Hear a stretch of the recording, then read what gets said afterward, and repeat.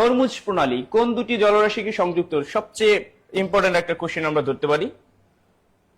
47 BCS এরকম একটা question আসছিল, বাংলাদেশ কোন জলসীমা মানে কোন দুইটা প্রণালীর মধ্যে অবস্থিত, এরকম একটা কোশ্চেন, মালাক্কা এবং হরমুজ প্রণালীর মধ্যে।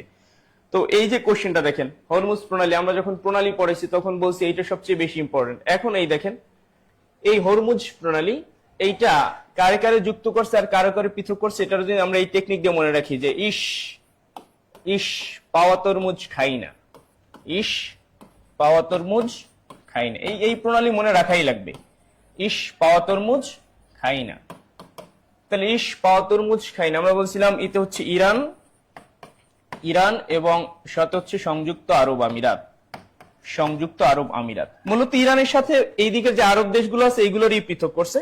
আমরা স্পেসিফিক সংযুক্ত আরব আমিরাত এখানে দেখাই, সংযুক্ত আরব আমিরাত। তাহলে ইরান, সংযুক্ত আরব আমিরাত, এই দুইটারে পৃথক করছে। আমরা জানি প্রণালী হচ্ছে একটা সরু প্রাকৃতিক সৃষ্ট সরু জলধারা, যেটা দুইটা স্থলভাগকে পৃথক করে আর জলভাগকে যুক্ত করে। এখানে দেশ দুইটা তো স্থলভাগ, তার মানে এই দুইটারে পৃথক করছে। ইরান এবং সংযুক্ত আরব আমিরাত এই দুইটারে পৃথক করছে। কোন প্রণালী? তরমুজ মানে হচ্ছে হরমুজ প্রণালী, তরমুজ মানে হরমুজ প্রণালী।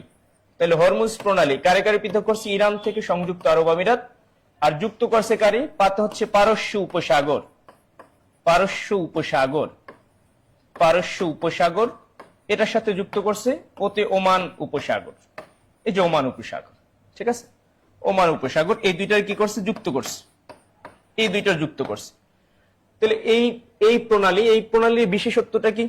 বিশ্বের সবচেয়ে বেশি তেল সরবরাহ করা হয় এই প্রণালীর মধ্য দিয়ে। এই প্রণালীর মধ্য দিয়ে বিশ্বের সবচেয়ে বেশি তেল সরবরাহ করা হয়। আমরা যদি একটা নোট লিখি যে এইটা সবচেয়ে বড় বিশেষত্ব কি, বিশ্বের সবচেয়ে বেশি তেল সরবরাহ করা হয় এই প্রণালীর মধ্য দিয়ে, আর এই প্রণালীর ম্যাক্সিমাম নিয়ন্ত্রণ ইরানের কাছে। বিশ্বের সবচেয়ে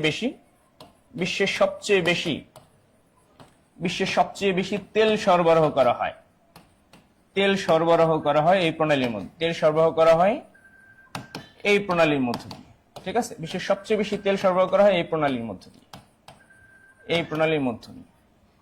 বিশ্বের সবচেয়ে বেশি তেল সরবরাহ করা হয় এই প্রণালীর মধ্য দিয়ে। তাহলে সেটা কোন প্রণালী? সেটা হচ্ছে হরমুজ প্রণালী, ঠিক আছে। যার মধ্যে কার মধ্যে এটা নিয়ে দ্বন্দ্ব আছে? এটা নিয়ে দ্বন্দ্ব আছে হচ্ছে ইরান, মানে দ্বন্দ্ব বলতে কি, এটা কারে কারে পৃথক করছে? ইরান এবং সংযুক্ত আরব। দেখেন এই পারস্য উপসাগরে একটা দ্বীপ আছে, আবু মুসা দ্বীপ, আবু মুসা দ্বীপ।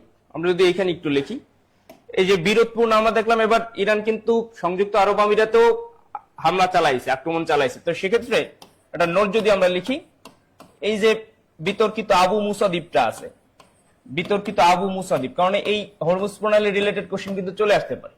বিতর্কিত আবু মুসা দ্বীপ, বিতর্কিত আবু মুসা দ্বীপটি, বিতর্কিত আবু মুসা দ্বীপটি পারস্য উপসাগরে অবস্থিত, পারস্য উপসাগরে, পারস্য উপসাগরে অবস্থিত। এটি নিয়ে কার কার মধ্যে বিরোধ? এটি নিয়ে ইরান এবং সংযুক্ত আরব আমিরাতের মধ্যে বিরোধ। এটি নিয়ে ইরান ও সংযুক্ত আরব আমিরাতের বিরোধ। সংযুক্ত ওই যে ওই দুইটা দেশ হরমুজ প্রণালী যারা যারা পৃথক করছে, ইরান ও সংযুক্ত আরব আমিরাতের মধ্যে, সংযুক্ত আরব আমিরাতের মধ্যে বিরোধ, ঠিক আছে। এইটুকু মনে রাখেন আলাদা করে, কারণ ব্যাপারটা এরকম যেই জিনিসটা আলোচিত থাকে একদম হুবহু ওই জিনিসটা যায়, ব্যাপারটা কিন্তু সেরকম না। কারণ অনেক সময় রিলেট করে অন্য কিছু দিয়ে দেয়, তো সেক্ষেত্রে এই জিনিসগুলো জানা উচিত। দেখেন, তাহলে আমরা আবার আসি, তাহলে হরমুজ প্রণালী পৃথক করছে কারে কারে? পৃথক করছে হচ্ছে ইরান থেকে সংযুক্ত আরব আমিরাত। আর এই ইরান সংযুক্ত আরব আমিরাতের মধ্যে আর একটা বিতর্কিত দ্বীপ আছে, সেটা হচ্ছে আবু মুসা দ্বীপ। এটা কোথায় অবস্থিত? এটা হচ্ছে পারস্য উপসাগরে অবস্থিত।